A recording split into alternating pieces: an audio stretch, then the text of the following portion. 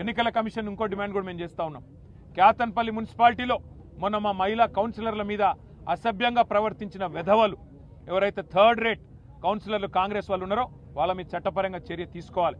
ఆ క్యాతన్పల్లి మున్సిపాలిటీ ఎన్నిక సందర్భంగా ప్రమాణ స్వీకారం సందర్భంగా ఏ వీడియో అయితే మీ వాళ్ళు ఎలక్షన్ కమిషన్ వాళ్ళు షూట్ చేసినారో బయట పెట్టండి. సీసీ కెమెరాల్లో మొత్తం నిక్షిప్తం అయ్యింది. ఎవరు తప్పు చేశారో వాళ్ళ మీద కేసులు పెట్టండి. తప్పు చేయని వాళ్ళ మీద కేసులు పెట్టి ఇవాళ మా కోవా లక్ష్మి గారి మీద కేసు పెట్టారు. మా ఎమ్మెల్యే గారు ఒక ఆదివాసీ బిడ్డ ఏం తప్పు చేసిందండి?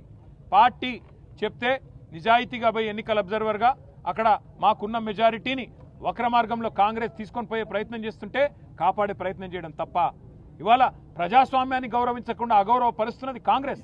కేసులు పెట్టాల్సింది అసభ్యంగా ప్రవర్తించిన కాంగ్రెస్ కౌన్సిలర్ల మీద, బాల్కా సుమన్ మీద, అదేవిధంగా మా కోవాలక్ష్మి గారి మీద కాదు.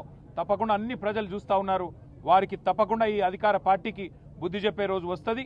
ప్రజాస్వామ్యాన్ని గౌరవించని ప్రతి ఒక్కరికి బుద్ధి చెప్పే టైం వస్తుంది. మీరు మీడియాకు కూడా నా ధన్యవాదాలను తెలియజేస్తాను.